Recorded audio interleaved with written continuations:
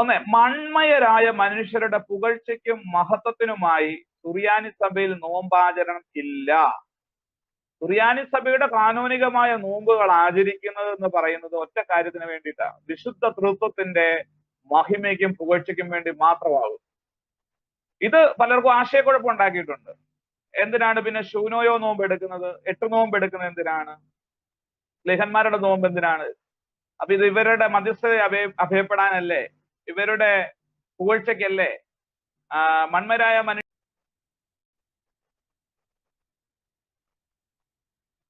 മൺമയരായ മനുഷ്യരുടെ പുകഴ്ചയ്ക്കും മഹത്വത്തിനുമായി നോമ്പാചരണമില്ല എന്ന് പറയുമ്പോൾ മരിച്ചുപോയവർക്ക് വേണ്ടി നോമ്പ് ആചരിക്കുന്നില്ലേ, അല്ലെങ്കിൽ 8 നോമ്പ് ആചരിക്കുന്നില്ലേ, അല്ലെങ്കിൽ മഞ്ഞിനിക്കര തീർത്ഥയാത്രയിൽ നോമ്പ് ആചരിക്കുന്നില്ലേ? ഇങ്ങനെ ഒത്തിരി ചോദ്യങ്ങൾ ഉണ്ടാകുന്നുണ്ട്. അപ്പൊ അതിന്റെയും കൂടെ ഉത്തരവ് കൂടെ പറഞ്ഞു പോകാനായിട്ട് ആചരിക്കുകയാണ്.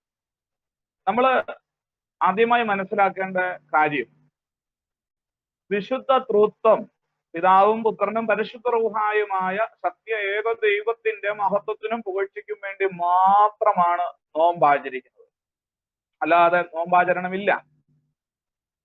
അതേസമയം ഈ ദൈവത്തെ മഹത്വപ്പെടുത്തി പുകഴ്ത്തി അവനെ സ്തുതിച്ച് അവനോടുകൂടെ വാക്കിംഗ് വിത്ത് ഗോഡ് എന്നാണ് നമ്മൾ പറഞ്ഞത്, അവന്റെ ഉടമ്പടികളെ പാലിച്ച് അനുദപിച്ച് അവന്റെ വചനങ്ങളിൽ വിശ്വസിച്ച് നമ്മൾ അവൻ നോമ്പെടുക്കുമ്പോൾ നമ്മൾ ശരിക്കും എന്താണ് ചെയ്യുന്നത്? കരുണയെ അഭ്യർത്ഥിക്കുകയാണ്, നമ്മൾ കരുണ യാചിക്കുകയാണ്. അതായത് നോമ്പിന്റെ പ്രധാന പ്രാർത്ഥന എന്ന് പറയുന്നത് കുറിയേലായിസോൻ, അതായത് ഞങ്ങളുടെ കർത്താവെ ഞങ്ങളോട് കരുണ ചെയ്യണമേ എന്നുള്ളതാണ്. മോറാൻ ഇസ്രാഹമലെ. അപ്പൊ കരുണയെ യാചിക്കുകയാണ്. കരുണ, കൃപ, 2 കാര്യങ്ങളുണ്ട്. കൃപയെ സംബന്ധിച്ച് നമ്മളുടെ യാചന മൂലം നമുക്ക് കൃപ ലഭിക്കുകയില്ല.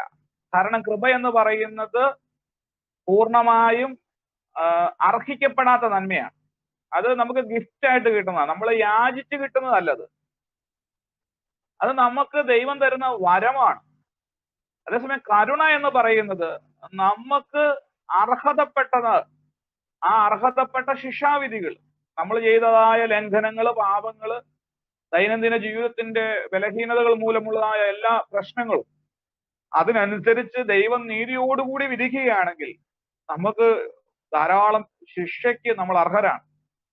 ഇങ്ങനെയുള്ള ശിക്ഷകൾ നമ്മൾ നീക്കിക്കളയണമേ, അത് ഞങ്ങളിൽ നിന്ന് ഒഴിവാക്കണമേ, ഞങ്ങളെ ശിക്ഷിക്കരുതേ, നീ കരുണ തോന്നണമേ എന്നുള്ളതായ ഒരു അർത്ഥമാണ് നോമ്പിന്റെ പ്രധാനപ്പെട്ട കാര്യം. അപ്പൊ നമ്മൾ നോമ്പ് നോക്കുമ്പോൾ നമ്മൾ ദൈവത്തെ മഹത്വപ്പെടുത്തുന്നു, പിതാവിനെയും പുത്രനെയും പരിശുദ്ധ റൂഹായെയും മഹത്വപ്പെടുത്തുന്നു. ആ നോമ്പ് ഏത് ഒരു വിഷയവുമായി ബന്ധപ്പെട്ടതാണോ ആ വിഷയത്തിൽ വിശുദ്ധ തൃത്വത്തിന്റെ പ്രവർത്തനങ്ങളെ പറ്റി നമ്മൾ ധ്യാനിക്കുകയും അവനെ മഹത്വപ്പെടുത്തുകയും പൂഴ്ത്തപ്പെടുകയും ചെയ്യുന്നു. ഉദാഹരണത്തിന് ശൂനോയോ നോമ്പ് ആണെങ്കിൽ പരിശുദ്ധ അമ്മ വാങ്ങിപ്പ് അവളെ പർദീസയിലേക്ക് എടുക്കുകയാണ്. അപ്പൊ പരിശുദ്ധ അമ്മയിലൂടെ പിതാവിന്റെ പ്രവർത്തനം, പുത്രന്റെ പ്രവർത്തനം, പരിശുദ്ധ റൂഹായുടെ പ്രവർത്തനം നമ്മൾ ധ്യാനിക്കുകയാണ്, അവനെ മഹത്വപ്പെടുത്തുകയാണ്. പിതാവിന്റെ ശക്തി അവളിൽ നിഴലിട്ടു, പരിശുദ്ധ റൂഹ അവളിൽ ഇറങ്ങി വസിച്ചവളെ ശുദ്ധീകരിച്ചു, അവളിൽ നിന്ന് വചനം ജഡം ധരിച്ചു. ഇതെല്ലാം നമ്മൾ ഓർക്കുമ്പോൾ ശരിക്കും തൃത്വവിശ്വാസത്തിൽ അധിഷ്ഠിതമായിക്കൊണ്ടുള്ളത് വിശുദ്ധ ദൈവത്തെ, പിതാവ് പുത്രനും പരിശുദ്ധ റൂഹായുമായ ഏക ദൈവത്തെ നമ്മൾ മഹത്വപ്പെടുത്തുകയും പൂഴ്ത്തപ്പെടുത്തുകയും ചെയ്യുക. അപ്പോ അത് ആ ഒരു ദൈവമാതാവിൽ ചെയ്ത പ്രവർത്തനങ്ങളുമായി ബന്ധപ്പെട്ട് നമ്മൾ ശൂനോയോ നോമ്പിൽ ധ്യാനിക്കുന്നു. അവളുടെ ശരീരത്തെ ദ്രവത്തിന് വിട്ടുകൊടുക്കാതെ, ദ്രവീകരിക്കാൻ വിട്ടുകൊടുക്കാതെ പർദീസയിലേക്ക് എടുക്കുന്നതായ കാര്യങ്ങളൊക്കെ നമ്മൾ അവിടെ ധ്യാനിക്കുന്നുണ്ട്. മനസ്സിലാക്കേണ്ടത് ഓഗസ്റ്റ് 15-ാം തീയതി മാതാവിന്റെ പെരുന്നാളാണ്, വാങ്ങിപ്പ് പെരുന്നാളാണ്. പെരുന്നാള് മാതാവിന്റെ നമ്മൾ ആചരിക്കുന്നത്. ആ പെരുന്നാളിൽ പരിശുദ്ധ അമ്മയുടെ മധ്യസ്ഥയിൽ നമ്മൾ അഭയപ്പെടുന്നുണ്ട്. പക്ഷേ നോമ്പ് മാതാവിന്റെ മധ്യസ്ഥതയിലുള്ള നോമ്പല്ല, നോമ്പ് പരിശുദ്ധ അമ്മയുടെ ഓർമ്മയ്ക്ക് വേണ്ടിയുള്ള നോമ്പല്ല, നോമ്പ് പരിശുദ്ധ തൃത്വത്തിന്റെ പുകഴ്ചയ്ക്കും മഹത്വത്തിനും വേണ്ടി മാത്രമാണ്. ഏത് നോമ്പെടുത്താലും മരിച്ചുപോയവർക്ക് വേണ്ടി എന്താ നമ്മൾ ചെയ്യുന്നത്?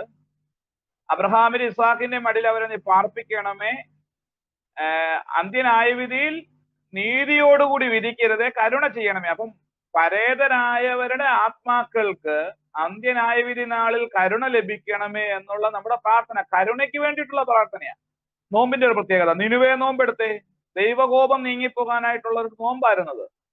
അപ്പൊ കരുണയെ ആഗ്രഹിക്കുകയും കരുണയ്ക്ക് വേണ്ടി പ്രാർത്ഥിക്കുകയും ചെയ്യുന്നവന്റെ ആരാധനയുടെ പീക്ക് പോയിന്റ്, കൊടുമുടി എന്ന് പറയുന്നതാണ് നോമ്പ് ഉപവാസം എന്ന് പറയുന്നത്. കരുണ, നോമ്പിന്റെ അടിസ്ഥാന തത്വം കരുണയും സ്നേഹവുമാണ്. നമ്മളെ ദൈവത്തെ ആത്മാവിലും സത്യത്തിലും ആരാധിക്കുക, അവനെ പൂർണ്ണമായി സ്നേഹിക്കുക, തന്റെ സഹോദരനെ തന്നെ എന്നപോലെ സ്നേഹിക്കുക. സ്നേഹവും കരുണയും അധിഷ്ഠിതമാണ് നോമ്പ്. അതുകൊണ്ട് നമ്മൾ പറയുമ്പോ മരിച്ചുപോയവർക്ക് വേണ്ടി നോക്കുക, കാനോൻ പരിശോധിച്ചുകൊള്ളൂ. 3-ാം ദിവസവും 9-ാം ദിവസവും 30-ാം ദിവസം 40-ാം ദിവസം വിശുദ്ധ കുർബാന അർപ്പണമുണ്ട്. വിശുദ്ധ കുർബാന അർപ്പിക്കുന്നതിനെ പറ്റി മാത്രമാണ് പറയുന്നത്. നോമ്പ് നമ്മൾ എടുക്കുന്നുണ്ടെങ്കിൽ അത് വോളണ്ടിയർലി ആണ്. നമ്മൾ എടുക്കുന്ന നോമ്പ് നമ്മൾ ജീവിക്കുന്ന ഈ സമൂഹത്തിലെ സ്വാധീനവുമുണ്ട്. പഴയ നിയമത്തിലെ പിതാക്കന്മാരുടെ, ഗോത്രപിതാക്കന്മാരുടെ, വിശുദ്ധന്മാരുടെ മരണത്തെ തുടർന്ന് ഇസ്രായേൽ സഭ ചെയ്ത വിലാപങ്ങളുടെ ഒക്കെ സ്വാധീനമുണ്ട്. പക്ഷെ നമ്മൾ മനസ്സിലാക്കേണ്ടത്, നമ്മുടെ വാങ്ങിപ്പോയവർക്ക് കരുണയ്ക്ക് വേണ്ടി നമ്മൾ പ്രാർത്ഥിക്കുന്നു. നോമ്പിന്റെ വലിയ ലക്ഷണമാണ് കരുണ അർത്ഥിക്കുക എന്നുള്ളത്. പക്ഷെ നോമ്പ് എപ്പോഴും പിതാവും പുത്രനും പരിശുദ്ധ റൂഹായുമായ സത്യേക ദൈവത്തിന്റെ മഹത്വത്തിനും പുകഴ്ചയ്ക്കും അവനെ സ്തുതിക്കുന്നതിനും സ്തോത്രം ചെയ്യുന്നതിനും അവനോട് ചേർന്ന് നടക്കുക, വാക്കിംഗ് വിത്ത് ഗോഡ് എന്നുള്ള ആശയമാണ്. സോ നമ്മുടെ ഈ പോയിന്റ് 1, മൺമയരായ മനുഷ്യരുടെ പുകഴ്ചയ്ക്കും മഹത്വത്തിനുമായി സുറിയാനി സഭയിൽ നോമ്പാചരണമില്ല എന്ന് പറഞ്ഞാൽ ശ്ലീഹന്മാരുടെ നോമ്പ് ശ്ലീഹന്മാരുടെ പുകഴ്ചയ്ക്കും അവരുടെ മഹത്വത്തിനും വേണ്ടി നമ്മൾ ഒരു ദിവസം പത്രോസ്, ഒരു ദിവസം പൗലോസ് എന്ന് പറഞ്ഞിട്ട് ഇങ്ങനെ എണ്ണിയുള്ള പരിപാടി, അത് നമ്മൾ മുന്നോട്ട് പോകുമ്പോൾ പഠിക്കും. അങ്ങനെ ഒരു പരിപാടി സുറിയാനി സഭയിൽ ഇല്ല. ഈ നോമ്പ് ഒരു ദിവസമാണേലും 10 ദിവസമാണേലും 100 ദിവസമാണേലും അത് വിശുദ്ധ തൃത്വത്തിന്റെ മഹത്വത്തിനും പുകഴ്ചയ്ക്കും വേണ്ടിയിട്ടാണ് സഭയുടെ കാനോനികമായ നോമ്പുകൾ ആചരിക്കുന്നത്. തൃത്വത്തിന്റെ പുകഴ്ചയ്ക്കും വിശുദ്ധ തൃത്വത്തിന്റെ പുകഴ്ചയ്ക്കും മഹത്വത്തിനും വേണ്ടി മാത്രമാണ്, വേറൊന്നിനും വേണ്ടി അല്ല. കരുണയാണ് അതിന്റെ അടിസ്ഥാന വിഷയം. ദൈവത്തോട് കരുണയെ യാചിക്കുക, ദൈവത്തോടുകൂടെ നടക്കുക. ഉടമ്പടികളുടെ റിന്യൂവലാണ് അവിടെ നടക്കുന്നത്. നോമ്പ് കാലയളവിൽ ആ പ്രത്യേക നോമ്പിന്റെ പ്രാധാന്യം അനുസരിച്ച് ഭാഗികമായോ പൂർണ്ണമായോ മധ്യസ്ഥ പ്രാർത്ഥന ഒഴിവാക്കുന്നുണ്ട്. ഇപ്പൊ വലിയ നോമ്പ് വന്നു, പീഡാനുഭവത്തിലേക്ക് കടക്കുമ്പോ കുക്കിലിയോൻ ചൊല്ലാറില്ലല്ലോ, മരിച്ചുപോയവർക്ക് വേണ്ടിയുള്ള പ്രാർത്ഥനയില്ല, മധ്യസ്ഥ പ്രാർത്ഥനകളില്ല.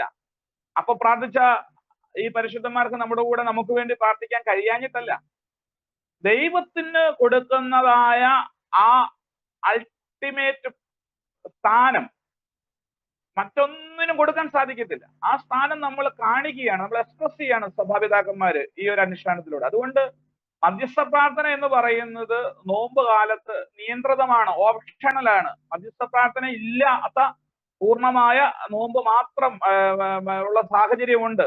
കർഷാനുഭവ ആഴ്ചയിൽ നോമ്പ്, വലിയ നോമ്പ് കാലത്ത് 3 നോയമ്പിന്റെ ദിവസങ്ങളിൽ മധ്യസ്ഥ പ്രാർത്ഥന ഇല്ല എന്ന് പറഞ്ഞതുപോലെ ശൂനോയോ നോമ്പാണെങ്കിലും ഈ പറയുന്ന സ്ലീഹന്മാരുടെ നോമ്പാണെങ്കിലും നോമ്പാചരണത്തിൽ മധ്യസ്ഥ പ്രാർത്ഥന ഇല്ല, അല്ലെങ്കിൽ നിയന്ത്രിതമാണ്. നോമ്പ് ആചരിക്കുന്നത് ദൈവനാമമഹത്വത്തിനാണ്, ദൈവത്തിന്റെ പുകഴ്ചയ്ക്കാണ്, ദൈവത്തെ സ്തുതിക്കുന്നതിനാണ്, ദൈവത്തോടുകൂടെ നടക്കുന്നതിനാണ്, ദൈവമാരെന്ന് അറിയുന്നതിനാണ്, ദൈവവചനങ്ങൾ പഠിക്കുന്നതിനാണ്, ദൈവവചനങ്ങൾ ധ്യാനിക്കുന്നതിനാണ്. അത് ഏതൊരു ടോപ്പിക്കുമായി ബന്ധപ്പെട്ടാണോ നമ്മൾ ആചരിക്കുന്നത്, ഒരു ശൂനോയോ നോമ്പാണെങ്കിൽ ദൈവമാതാവുമായി ബന്ധപ്പെട്ടാണെങ്കിൽ അവരുടെ സ്മരണ അവിടെ ഉണ്ടാകുന്നുണ്ട്, അത് സ്വാഭാവികം. പരിശുദ്ധ സ്ലീഹന്മാരുടെ സ്മരണ അവിടെ ഉണ്ടാകുന്നുണ്ട്, പക്ഷെ നിയന്ത്രണ വിധേയമാണ്. അടുത്തത്, എത്ര നോമ്പുകളാണ് പരിശുദ്ധ സഭയിൽ കാനോനികമായി ആചരിക്കുന്നതെന്ന് നമ്മൾ അറിഞ്ഞിരിക്കണം. ഈ 8 നോമ്പുമായി ബന്ധപ്പെട്ട ഒരാൾ ചോദിച്ച ചോദ്യത്തിന്റെ ഓഡിയോ ഞാൻ കേൾക്കുകയുണ്ടായി. മനസ്സിലാക്കേണ്ടത്, 8 നോമ്പ് കാനോനികമല്ല. ജനന പെരുന്നാള് 3 എണ്ണം പരിശുദ്ധ സഭ ആചരിക്കുവാനായിട്ട് അനുവദിച്ചിട്ടുണ്ട്. അത് നമ്മുടെ കർത്താവായ യേശുമിശിഹായുടെ ജനന പെരുന്നാള്, അവന്റെ മാതാവായ വിശുദ്ധ കന്യകമർത്തമറിയ അമ്മയുടെ ജനന പെരുന്നാള് സെപ്റ്റംബർ 8, അവന്റെ മാമോദിസ മുഖ്യവനായ മോർ യൂഹാനും മാപ്തോനയുടെ ജനന പെരുന്നാൾ, അതായത് ഇന്ന് ജൂൺ 24. ഈ 3 പേരുടെ ജനന പെരുന്നാൾ നമ്മൾ ആഘോഷിക്കുന്നുണ്ട്, പെരുന്നാൾ ആഘോഷിക്കുന്നുണ്ട്. ആ ദിവസം വിശുദ്ധ ബലി അർപ്പിക്കുന്നു, അവരുടെ മധ്യസ്ഥയിൽ അഭയപ്പെടുന്നു, അവരുടെ ഈ മാതാവിന്റെയും യൂഹാനോവിന്റെ മധ്യസ്ഥയിൽ അഭയപ്പെട്ട് അവരെ ഓർക്കുന്നു, സ്മരിക്കുന്നു. പക്ഷെ അവർക്ക് വേണ്ടി നോമ്പെടുക്കാറില്ല. പരിശുദ്ധ ദൈവമാതാവിന് വേണ്ടി ആരും കരുണ യാചിക്കേണ്ട ആവശ്യമില്ല. കാരണം എല്ലാ വിശുദ്ധന്മാരെക്കാൾ ഉപരിയായി ദൈവം കൊടുത്ത് സ്ഥാനം കൊടുത്ത് പരിശുദ്ധ റൂഹ ഇറങ്ങിയ അവസ്ഥ വിശുദ്ധീകരിച്ചിരിക്കുന്നവളാണ്. അതുകൊണ്ട് അവളുടെ മധ്യസ്ഥതയിൽ നമുക്ക് അഭയപ്പെടാം. അതാ പെരുന്നാൾ ദിവസം. വിശുദ്ധ ശ്ലീഹന്മാര് പരിശുദ്ധന്മാരാണ്. നമ്മൾ അവർക്ക് വേണ്ടി കരുണ യാചിക്കല്ല, അവർ നമുക്ക് വേണ്ടി കരുണ യാചിക്കുകയാണ് ചെയ്യുന്നത്.